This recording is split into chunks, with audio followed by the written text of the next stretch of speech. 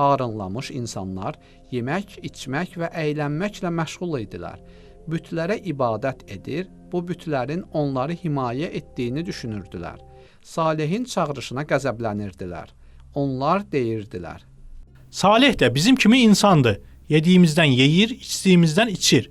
Özümüz kimi adi bir insanın dediklərini eşitsək, ziyan çəkərik. O bizə ölüb sürsümük olduqdan sonra dirildiləcəyimizi vəd edir. Bu yalana oxşuyur. Biz yeyib, içib, əylənib, qocalıb öləcəyik. Öldükdən sonra bizi kim dirildə bilər? Salih isə onun dediklərinə inananlarla birlikdə hər gün Allaha dua edirdi. Doğru yola gəlmək istəməyənlərə nəsihət verirdi.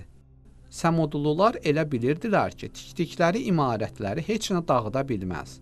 Özlərini güclü və qüvvətli hesab edib saray bağlarında keçirdikləri həyatın daimi olacağını düşünürdülər. Öyündükləri bağ-bağçaları onlara bəxş edən Allahı tanımırdılar. Gözümüzlə görmədiyimizə inanmarıq deyirdilər.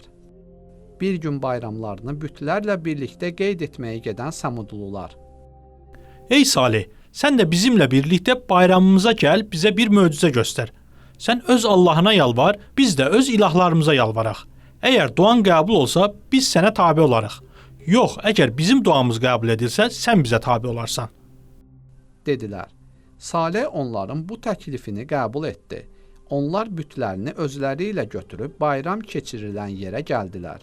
Həzrəti Salih də ora getdi. Onlar Salihin duasının qəbul olunmaması üçün bütlərinə yalvardılar.